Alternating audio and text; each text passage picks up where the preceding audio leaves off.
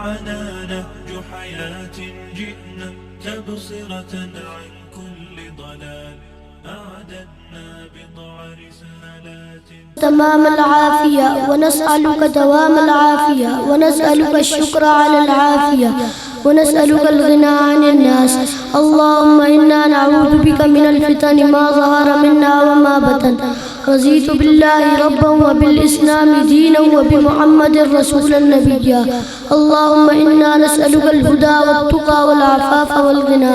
اللهم ارحمنا بترك المعاصي أبدا ما أبغيتنا. اللهم إنا نسألك علما نافعا ورزقا طيبا وعملا متقبلا. اللهم أعنا على ذكرك وشكرك وحسن عبادتك.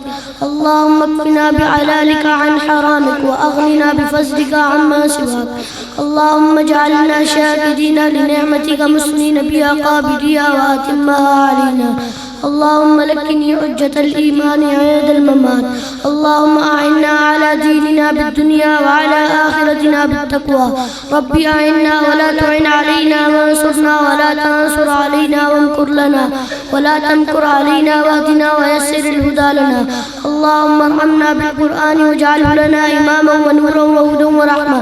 اللهم ذكرنا منه ما نسينا وعلمنا منه ما جهلنا وارزقنا تلاوته آناء الليل وآناء النهار واجعله لنا حجة يا رب العالمين.